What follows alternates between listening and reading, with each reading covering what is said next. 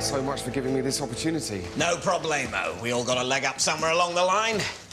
So, this is TV format development. You'll be expected to do whatever. Make tea, go out for coffees, photocopying. Brilliant. This is brilliant. And just through here, we've got the mine shaft. So you'll basically be dividing your time between helping out the programme development team and digging for coal in the mine. Wow. I didn't know you did coal. Oh, yeah. Always done coal. Everyone needs coal. Coal's something you can rely on. Coal doesn't turn round and suddenly tell you that Dick and Dom aren't very BBC Three. Right. Now, you'll need these. The blackberries in case anyone needs a latte or something urgently so you can come straight up. And the canaries to tell you if the mine's filling up with poisonous gas. Because if it is, it'll start to die. Right. OK. I mean, I'm not, this is... Obviously, I really want this job. It's just... Look, this is TV. Yeah? Maybe one day, in a few years' time, you'll be researching on any dream will do. But before that, there's a hell of a lot of mining to get through. Oh, he's off his food. It's the Helivets! Molly dogs or mama's heads. Here they come, the Helivets. We're the Helivets! Where's the pet in peril? And who's the concerned owner? I am. Don't worry, little girl. We'll soon have your gerbil scampering hither and thither about his cage again. It's dead. Rolling around in his sand bath. It's dead. Chewing up an empty bog roll. It's stiff and smelly. We can save him. We can't. Come on. We're the Helivets.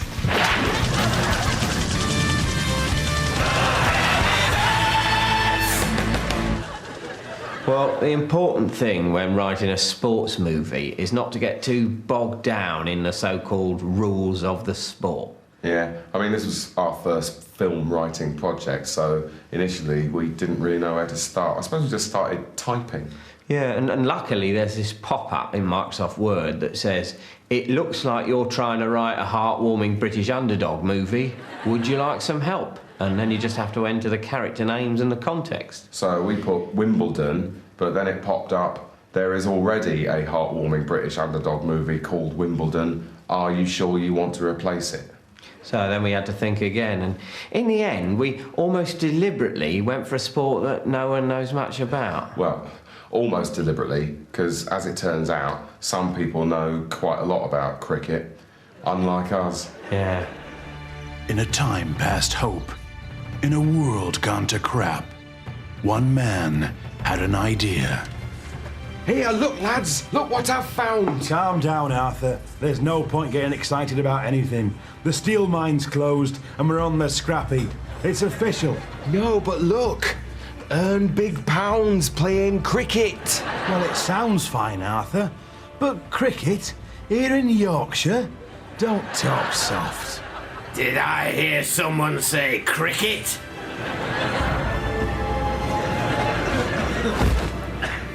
That's a word I've not heard in a long time. What would you know about cricket? I only used to coach the Manchester United team. The year they won the European Cricket Cup. But to us, you seem like some mad old drunk. That's the other thing about me. Apart from knowing about cricket, it was the Ashes. I could have won them, but I bowled her wide. You bowled her wide in the Ashes final? How can you live with your sen? I know! Enter the Ashes? You lot? You've taken the piss. Why not? Arthur's a dab-am with a silly mid-on, and Pete can do follow-ons like no one's ever seen. Come on, let us enter. We got stumps in us blood.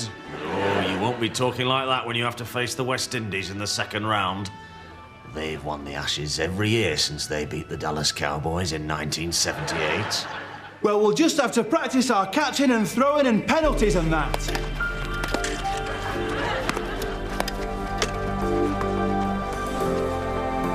Run! Come on, lads! You've got to bat more! But the bat, it's so narrow, it's perverse.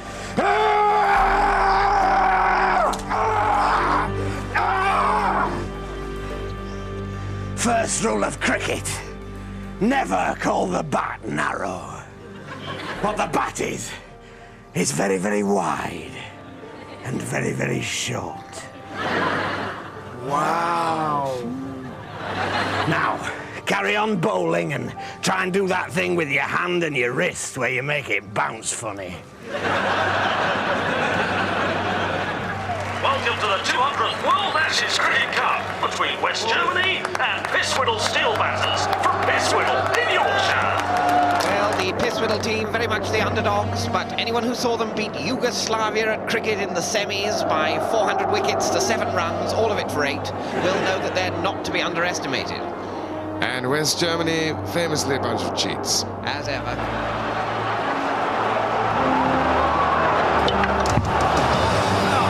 What are you doing?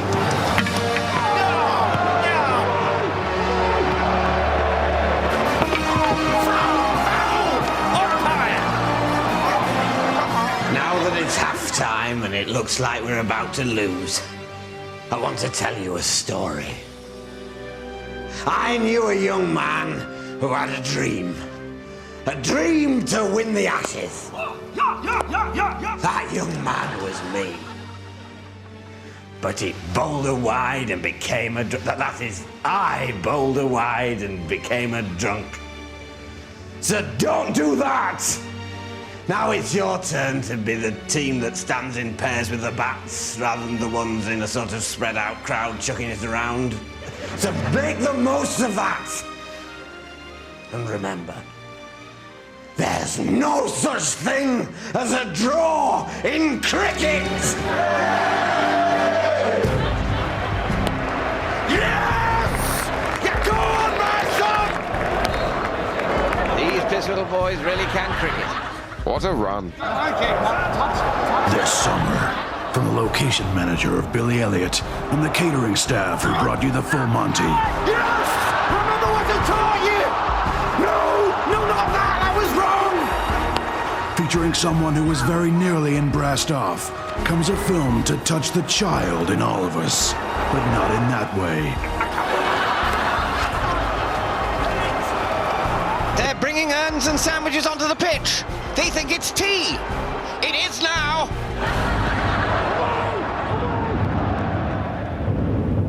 And this is for the Ashes. I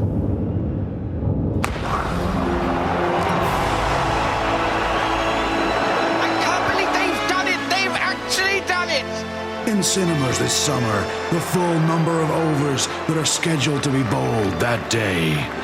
And remember, lads, it isn't over until the full number of overs that are scheduled to be bowled that day have been bowled! Opens June 25th. Which has all been restored to how we think it would have looked when the rooms were originally laid out in the 18th century. Just I found it. So, is this really your mother's house, sir? Dear Mama, I keep telling her to get Sky Plus. And this room is still known as the Hanover bedroom, as it is believed that George II stayed here not long after his accession. And I believe still remained a friend of the family for some time after. Excuse me, what the hell do you think you're doing? Security! Tell Mama I won't be dining tonight. You two out. We're not having sex! We're not having sex! I shall report you to my mother. Lady House. Danger! I think my nemesis has corrupted even my beloved mother.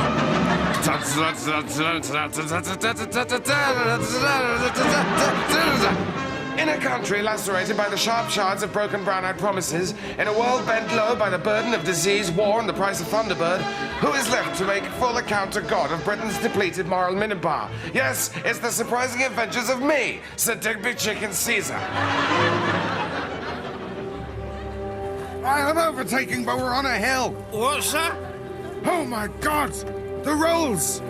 Oh, have you never Mr. Detachment turned it into an old banger again, sir? I think not. This bears all the hallmarks of the Countess. Countess, we meet again. He's got jams! This is my valet and handyman Ginger, a good man in a crisis. Thank you, sir. Just to say, if I get any more sober, my dead kidney will start to throb again. He's got jams! If I may. He's got jams! Now, Countess, tell me, are you... give that to me. He's got jams! Are you in league with my nemesis? There's a soggy pack of Rothmans in that bag. You are! He's got jams! Ginger, beat the crap out of her. I'm sorry, Countess. I'm going to have to confiscate your jewels. You forced it upon yourself. How will I break the unholy alliance between the Countess and my nemesis? How will I tell friend from foe if not by asking them for a quid and then pushing them over?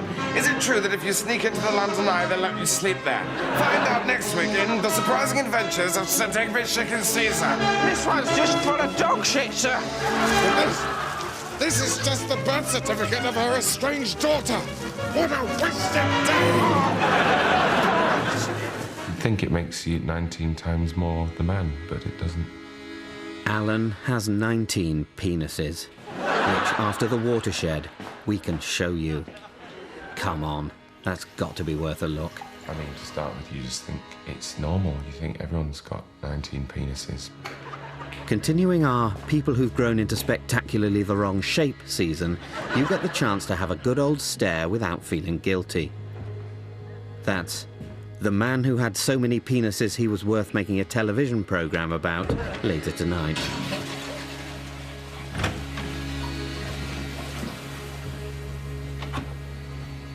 Roll up, roll up.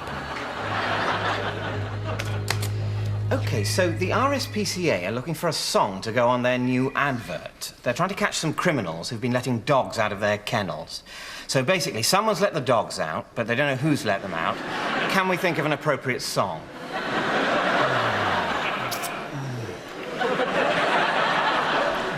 How about Freedom by George Michael? By the Rivers of Babylon? What we need is something to really punch home the idea that these dogs are being let out onto the streets with nowhere to go and nothing to eat. Who let the dogs out? They don't know. That's why they're putting out the advert. Look at it this way. What would I choose if you'd let the dogs out? If who'd let the dogs out? You, if you'd let the dogs out. Please release me. Let's leave that one and come back to it. Maybe this one will be easier. It's for a TV station. They're looking for a song to advertise the film Roxanne. You know, the Steve Martin film, Roxanne? No, I'm struggling. Can you give us something more to go on? It's on a Monday night. Blue Monday? Oh, I like the Monday bit. Roxanne? Yes, the film Roxanne with Daryl Hannah.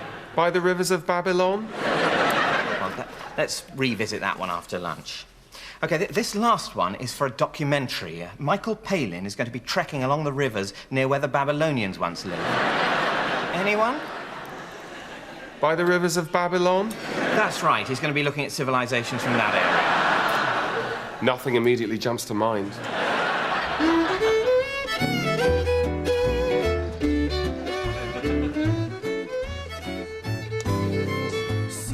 Maybe just a little bit more parsley. Perfect. That smells amazing. You've really turned this place around over the last few months, Chris. You've certainly got the magic touch when it comes to soup. Well, Alan, what can I say? Just makes a lovely change from working in robotics. Yeah, I bet. Oh, here, I want you to try something. Taste one. Oh, my God. It's soup. That's right. Solid soup. Soup you can hold in your hand. Chris, you're a genius. Thanks. Go on, take an hour off. Get back for the lunchtime rush. Thanks, boss. Bean soup, chicken soup, soup with macaroni, cream of broccoli, minestrone, potato soup, tomato soup, chutney with clams. Hey, that's my iPod and copy of Perfume by Patrick Suskind. Oh!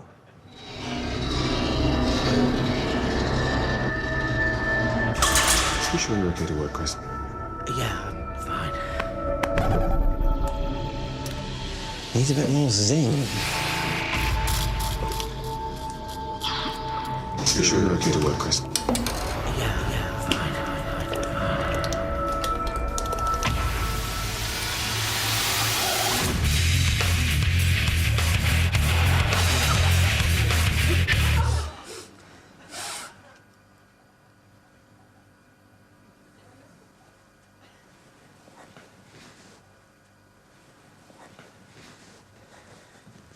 What the hell happened, Chris? I don't know. Bad day. I'll be fine tomorrow. You can't smell anymore, can you? What? Ever since that guy hit you, you can't smell your hand in front of your face. Don't be ridiculous. I can smell perfectly. I can smell that clove of garlic down there. Where? Just down here. Yes. I knew I could smell garlic. I see. Oh, blimey, Pete. That's a bit of a fruity guff you just did. Oh, yeah. Sorry, boss. Oh, yeah. Bloody hell, Pete. Smells like something's crawled up your arse and died. I'm sorry, Chris. Nobody farted. Look down that lonesome road before you travel on. Well, if I can't smell, you'll just have to smell for me. I smell. You smell. OK, robot. Smell and identify the objects. I obey. Lost, cannot see, can only smell. Help, help, help. Cannot reach. Cheese. Brilliant. It works. Cheese. No, flowers. Never mind, let's keep trying. Cheese. OK. Cheese. Petrol. It's actually petrol, but good. Petrol. Oh, bollocks. Cheese. Good. Petrol. Good. Petrol. OK, well, let's try this. Cheese. Well, I suppose that'll have to do.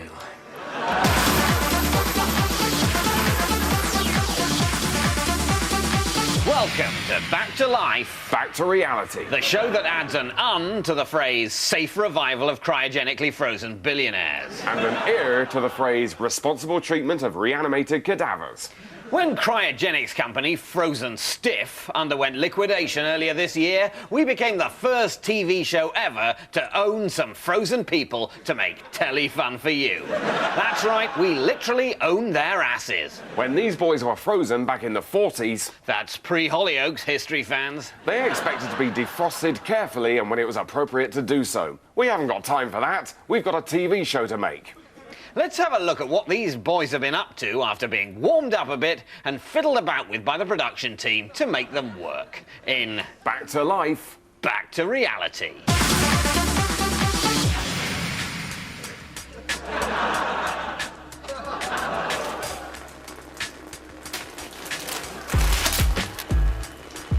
It's the third day in the house and there's big trouble for Howard P. Getty. He's sprung a leak.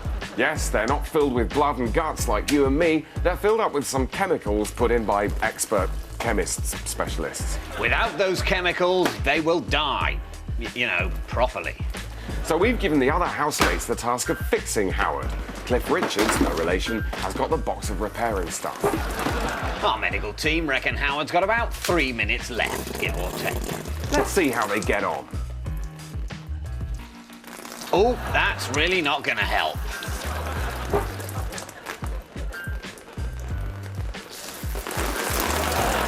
Professor von Strausenberg there has been distracted by a CD. He's just got no idea what it is. And look at that. It seems as if a couple of the prof's fingers have actually dropped off. Walt there, doing his best, but when you're only a head, you can't be much more than an ideas man. So he's just chewing a starburst there. Being from the 40s, that's probably his very first starburst. Do you remember your first starburst? Why not text in about that? Might as well. Looks like time is running out for poor old Howard. Look at that! He's fixed himself! With the professor's dropped-off fingers, they've made perfect bungs for his chemical-leaking holes. And where's the professor gone? Surely he'd want to see that his loss wasn't in vain? He's trying to refreeze himself! Unlucky, Professor. You might have once been a Nobel Prize-winning physicist, but now you're ours.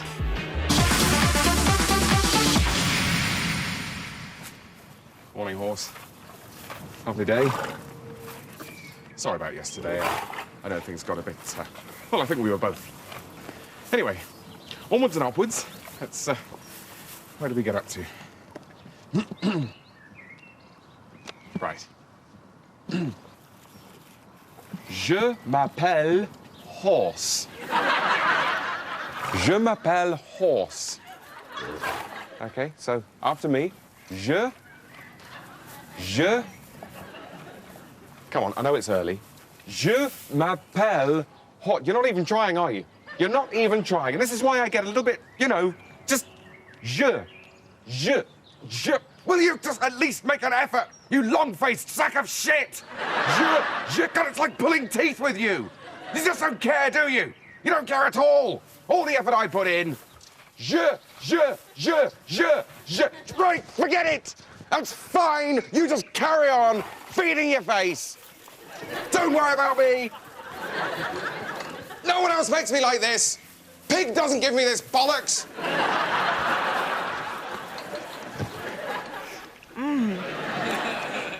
And the great advantage is that not only does it taste of chocolate, it also works in exactly the same way as real soil. Now, I have to admit to being a little bit nervous about this next item because the guy we're going to be talking to is, let me tell you, absolutely bonkers. I thought he was on at the end. What? The guy who was sectioned. Oh, yeah, he is. I'm talking about the comedian. Oh, right. I was getting confused because later on we have got a real schizo on. But no, our next guest is crazy in a different and less harrowing way. But before we meet him, let's see a clip of his new show, Two Sugars, s'il vous plaît. Well, it's been a really tough day, and I'm beginning to wonder if that whole drunken bet was a good idea after all. I mean, making a cup of tea for everyone in Belgium. What was I thinking? Monsieur... no, monsieur. Monsieur, a tasse de tea? Oh, I haven't even looked up the French word for tea. I'm so crazy. Why did I get myself into these heartwarming scrapes? Making a cup of tea for everyone in Belgium. Crazy idea. I know. Where did that all spring from? Well, this is all actually Ricky Gervais's fault. Damn you, Gervais. I call him Ricky. I know him.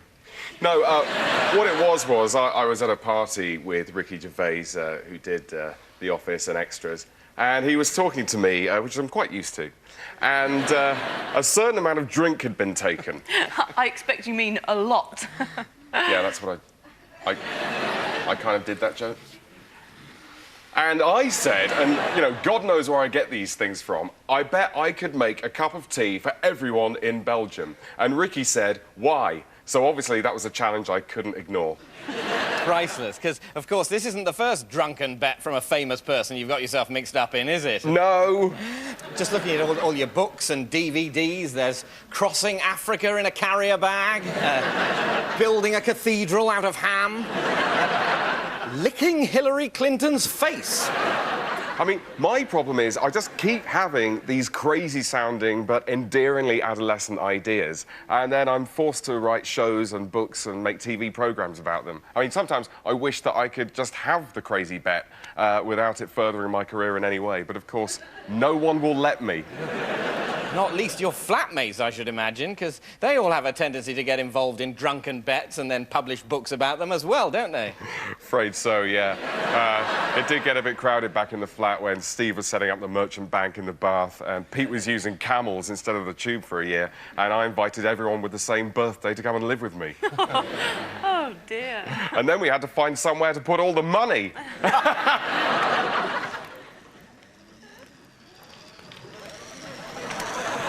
Time for Master's cheese. Oh, thanks.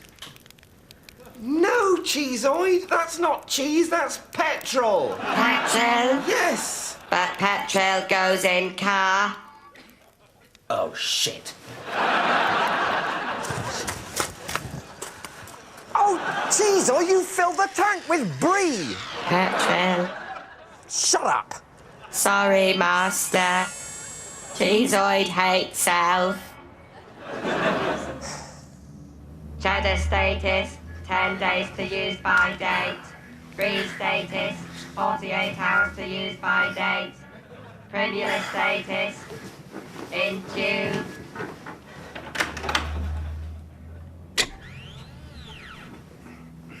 Petrol status, 4.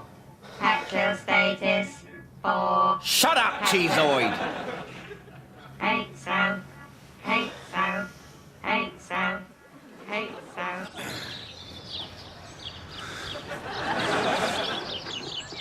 Cheeseoid. Cheeseoid? Cheeseoid kills self. Cheeseoid kills self with petrol. Why petrol not burn? No, Cheeseoid. That's not petrol. Petrol? Petrol. That's cheese. Not petrol? No. Hate self. Why Cheeseoid exist? Cheeseoid so lonely.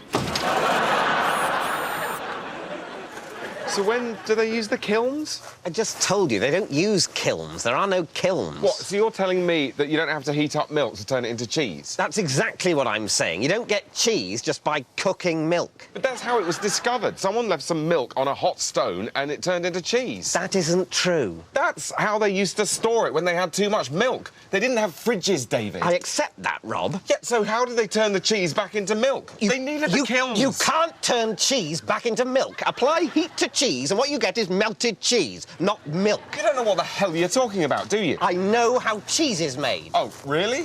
Yes. Well, you take milk and then you leave it to not ferment exactly, but then you scrape up, you separate the curds and whey. This isn't a nursery rhyme, David. And then you leave it until... You put it in the kiln until it forms a hard skin so that it doesn't fall to bits. Cheese doesn't form its own skin. They put the skin on. They put the skin on? Yes! Did you hear what you just said? They put the skin on. Oh, what? So you think Edam has a particularly red skin because of the temperature they bake the milk at? I'm not claiming to be a fucking scientist, David. I just know they don't put the... How do they put the skin on? I don't know how they put the fucking skin on. Well, what are we talking about then? I didn't start it. You've got a problem, mate. You've got a problem. You've got a problem. You've got a problem. You've got a problem. Lot of anger. You've got a problem. Lot of anger. You've got a problem. Thursdays are funny here on BBC Two with the many faces of Catherine Tate next tonight. Then the hidden secrets of an abandoned flat, Gregor Fisher and Billy Boyd starring Empty at 10.